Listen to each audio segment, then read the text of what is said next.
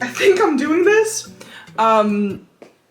Let's put on some lip gloss. My setup is not perfect, that's okay. Oh my god, this feels old school. You can see my crochet project in the background, but maybe I should just keep the messy background. It's real. This is my life right now. Hi! I promised myself that this would be the time that I would actually upload a video again, because I've been telling this myself and my friends and my colleagues and everyone around me. I have a YouTube channel. I talk about books sometimes. Whilst I haven't properly sat down for like 1.5 years to talk about books, because I've also been in a reading slump for 1.5 years.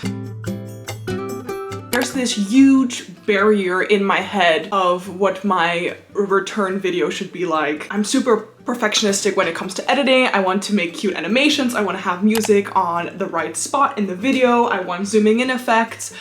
I just want too much, and I work 32 hours a week right now. In the meantime that I've been gone, I've done an exchange in Taiwan. I'm working full-time-ish as a barista. I am postponing my master's because of financial reasons. Like, so many things are happening in my life, and I miss creating content, but I have all of these like ideas of when is the perfect time to upload and to create content, and I have to be consistent and all these stupid rules. So I'm just gonna put out something without telling myself that I have to do this every other week or like whatever. I'm just doing this for fun right now. I'm doing this for fun. So hi! Like I said, I've been in a reading slump for the past 2 years, but I'm getting back into it, and it's given me so much energy and so much joy, because it means that I have the concentration again to pick up a book instead of either doom scrolling or reconsidering my whole life, which is great. So I have read 5 books, I think over the past 2 months, which has been the most books I have read in that amount of time in 2 years. What the hell?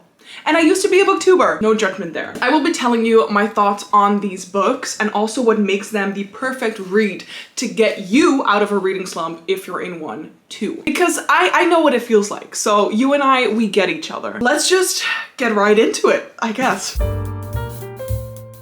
The book that got me out of my reading slump this year is Sunrise on the Reaping by Suzanne Collins. I'm 26, I was gonna say 25, I'm 26 now. Am I? Yes, I am. What the hell? So most of you guys who are the same age as me, you have also grown up with the Hunger Games trilogy, and it was just a staple trilogy to read in your 10s, in your teenage years?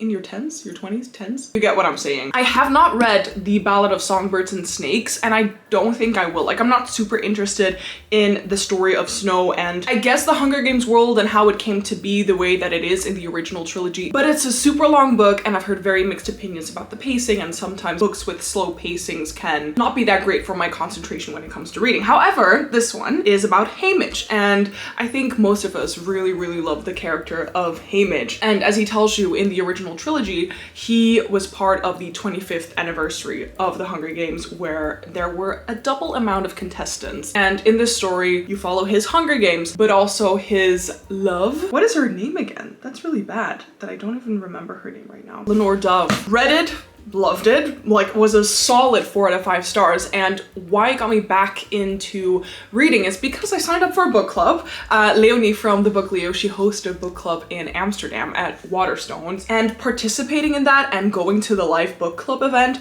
was incredibly fun and made me realize that I kind of miss geeking about books, and especially when it's in a universe that brings you so much nostalgia and excitement. And it's a really great book to talk about like societal issues about too, because it has so many like societal themes in it. And I also forgot, and I think that this is the case for the first Hunger Games book as well, is this is a 400-ish page book, but it takes about 200 pages before you actually get to the games. And I was anticipating the start of the game so much, but once I was in it, like, I had a great time. It was enjoyable. It was highly packed with action, but it made me realize that the first 200 pages of like the whole capital trying to control the contestants and manipulating the whole games and not being honest in telling the public eye what's going on and just manipulating everyone was actually the most exciting part to see. And it made me think just a lot about propaganda and the things that we get told from the news as well. That's like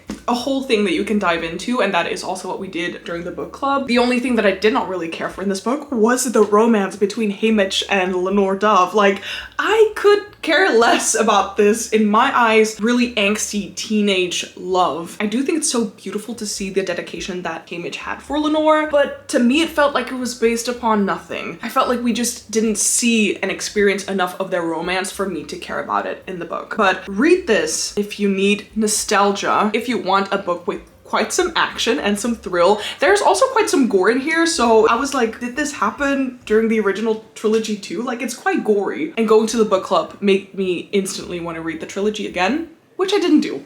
Then I joined another book club, which I eventually didn't go to because of schedule issues, but it did make me read a book that has been on my TBR for like so incredibly long. It is like a booktube, book talk, book community favorite, and that is The Secret History by Donna Tartt. I know this is a very autumnal read usually for people, and that is why it has been putting me off. And being out of the book community for a little bit has made me realize how a little bit stupid it is to postpone reads because it doesn't fit in the season. Read the damn book, because I highly enjoyed it whilst it was in autumn, you know, and it's considered a dark academia read. I'm sure most of you know what this is about, but let me just tell you, it's about a group of students, like a super small group of students at this elite university. Was it in Vermont? I don't even know where it was. New England. I don't even know where New England is. Like, only 5 other students are attending this Greek class from this very mysterious professor. And we follow Richard, who is entering this college and who gets so incredibly obsessed with this group of characters. It is such an intriguing story, and I'm really happy that I read this with the audiobook, because that definitely helped me get through this 500-600 page book within a damn week. I read this book within a week. And you know, literally from page 1 that Richard and a part of this group killed one of their fellow students. So it's not a whodunit, it's a whydunit, which is something that was very new to me and really intriguing, because I feel like it makes you really think about motives of certain characters and why they are behaving the way that they are doing it. But it's also a very interesting story because Richard literally admits at the first chapter that he loves to romanticize life and to make things more beautiful than they are. And throughout this book, there were some moments where there were inconsistencies in how he was telling the story, and I sometimes like made notes about it. One thing that I really noticed, and it's not even that important, is that at the start where he describes the murder scene, he says that when the group leaves to go back to college, it was starting to snow. But when you actually get to the murder scene itself, that wasn't happening. And it's these like little small bits and pieces throughout the story that makes you realize how much of an unreliable narrator Richard is. There are definitely a lot of unanswered questions that I have, also specifically regarding like the Greek professor. And I'm really sad actually that I wasn't able to attend the book club for this one, because there are so many interesting moments and themes that I would love to have discussed. It was my fault, so I'm gonna look up a lot of like reviews still on the internet to, I don't know, think about the fan theories of this one. The story's like divided into 2 parts, so like working up to the murder and then the aftermath of the murder. And even though both parts are thrilling, exciting, like you're constantly on the edge of your seat, like what's gonna happen, the first part definitely intrigued me the most, getting to know these very morally gray characters and their weird actions and the fever dream style of what's happening at this fucking college. Would highly recommend it, and it was more thrilling than I thought it was initially gonna be, because not too many things happen, but it's all just so weird. Then I read a book that has won the Booker Prize of this year, and it's really funny because I know the author. I don't know the author, but she comes to my cafe where I work from time to time, and some of my friends have followed classes by her, and it is The Safekeep by Jaël van der Woude. She's a Dutch author, so Dutchies represent for this one. This has been on my TBR since last year when it had received so much hype. Knowing that some of my friends were reading it and they were loving it so much, it takes place in the Netherlands where I'm from, and it's supposed to be like a toxic, I would say, gay love story in the 1960s in the Netherlands, like post-war. We follow Isabel, who like lives in this house on the countryside, and that is all that she kind of like takes care of. It's her obsession, the house, keeping it super neat, keeping all the things very tidy, knowing where everything is. But then her brother brings his girlfriend back home and drops her off at Isabel's, at like their family house, and is like, you know what, goodbye, enjoy your time with Ava. You're gonna have the greatest time. Whilst Isabel is a very difficult character, a very difficult person to be around and to deal with. And the first 70 pages, the first part of this book, I found it very hard to enjoy the story and to enjoy learning about Isabel as a character, because in my head, she is so moody, like extremely moody and difficult to deal with because of all of her neurotic tics that she has. And her interactions with Eva are, yeah, she's just fucking mean. Later on in the story, you find out why Eva is so patient also with Isabel, but it is about their forbidden romance. Back in the 60s, it was still so taboo to be gay or to be attracted to the same gender. And what I think is so funny and so beautiful is that there's never really, the word homosexuality or being gay or queer, it has never been said out loud in the book, but it's so there. It's so there. I thought the writing was absolutely beautiful. It's been a while since I've read like a literary book. Maybe this is one of the first literary books in years that I've read and that I can't say I've actually enjoyed because of the tension between the characters and the descriptions of love and just the struggle of life, but also of how much I could, no, camera too warm. My camera's getting too hot, so sorry. Where was I? I don't even remember. I could fully like see the whole setting here in the Netherlands. I mean, obviously I live here, but the descriptions of like the Dutch summer and oh my god, it made me so nostalgic for some reason. And the reveal of how Eva is kind of connected to Isabel's family and this house, because there's so much talk about this house. Like it is kind of a whole character on its own in this book. It's so intriguing. It's kind of a plot twist. I really liked it a lot. I think you have to get through the first part of this book to get sucked into the writing, into the characters. You have to kind of get over Isabel's like moodiness, and then this book will get you out of your reading slump. It will grip you. Two of my favorite authors have released new books, and I just finished one of them. I'm currently reading the other, and this first one made me incredibly emotional and sucked me right into the story. I think I finished this in like a couple days. It's Atmosphere by Taylor Jenkins Reid. I haven't been watching a lot of booktube videos, so I'm sure it's a very talked about book right now. I don't know, but I'm assuming, and for good reason. I've always been a little bit obsessed with the galaxy and wait, what? Astrology? Astronomy? I think it's astronomy. I'm probably wrong. You know what I mean? I like space. And Joan is gonna be one of the first women to go into space. Again, another gay love story. I don't think it's a big spoiler, but that was, I think, the main focus besides her becoming an astronaut and training for this huge life goal that she's had. I was very iffy at the start of this book because you get introduced to like all of these astronauts, all of these characters, and I was like, fuck, how am I gonna like care about all of them? Is Taylor Jenkins Reid gonna like make them feel like real people? Because the last two books that she released, like Carrie Soto, I didn't care, but that's also because I don't really care about tennis. And was it Malibu Rising? That one was good, but I was a bit afraid of my enjoyment of Atmosphere being the same as my enjoyment of Carrie Soto, which was lacking. And I was hoping for another Daisy Jones, Evelyn Hugo moment.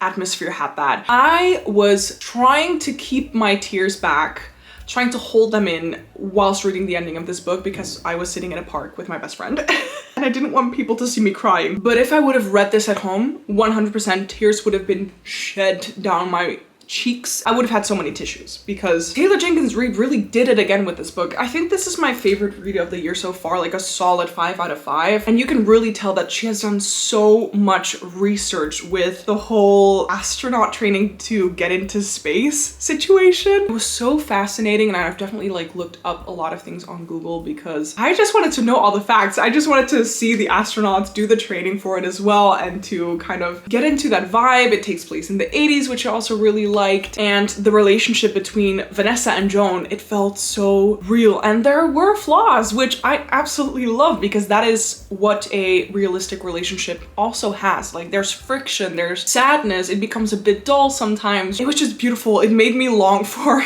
a deep connection, a relationship like this again. So I felt very single reading this, but it's fine. It's fine. Just pick this up. Just fucking read it. Just do it.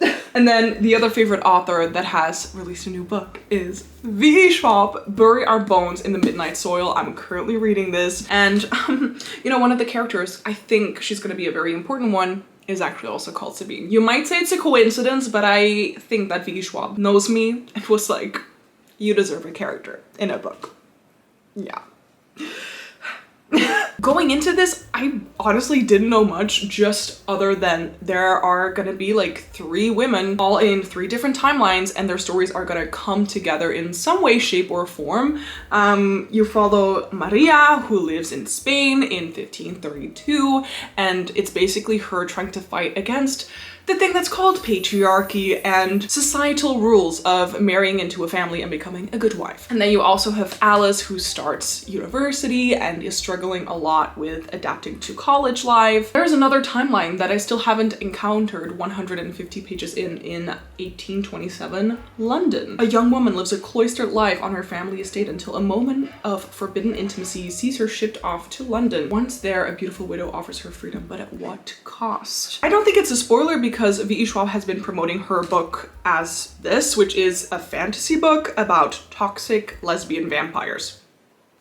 I think that's all you need to know to get into it, and to be honest, that's all that I still know about this book, 150 pages in, but the writing is beautiful. Like 50 pages in, I have underlined so many passages because they touched me, and that is what really has been sucking me into the story, besides the very interesting, powerful female characters. I'm assuming a lot more like things are gonna happen. I don't know what the purpose is of this story yet, but it's just intriguing me so much, and I love V.E. Schwab. So I am not afraid to dive into bigger books right now because I'm just taking my time reading them, and I'm having a good time. All of these books, highly recommend to pick them up in order to get back into that reading mood and just take off the pressure off of reading. It is supposed to be a fun hobby. You don't have to read 5 books within a month in order to enjoy yourself. Wow, I forgot a book that I read. God damn it. Let's just give a little dishonorable mention to this one. And it's fucking hot in here, holy Christ. So,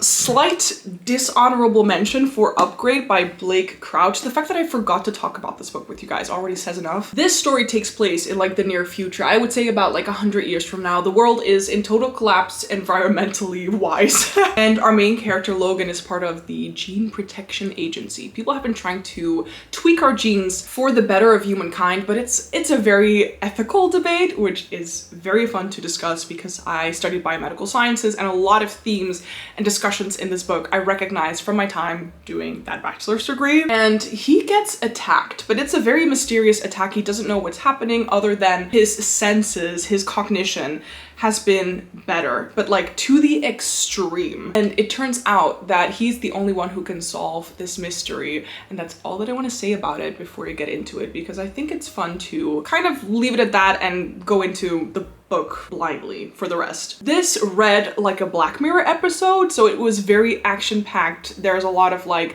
biomedical knowledge, some kind of like ethical debates, but it lacked character development for me, and I did not care about any of the characters, not even our main character. It was entertaining, but that was it. So this is the only book that I read that I would not recommend to pick up necessarily if you're also into character development and interpersonal relationships that are very interesting and developing and stuff like that. If you just want a very action-packed book with sci-fi elements, then you should pick it up. Yeah, so 6 books that I wanted to talk about today. Thank you so much for being here again. I hope that you still sort of like recognized my face, and I missed posting. I am not gonna make any promises as to when I'm posting next. Just know that I do have an Instagram, which is at Sabine's Book Nook. I post mostly coffee and crochet things because those are my biggest hobbies right now as well, besides reading. But definitely give me a follow if you wanna have like lifestyle content and see what I'm doing from time to time. But thank you so much for spending time with me today, and I will see you guys in the next one. Bye bye.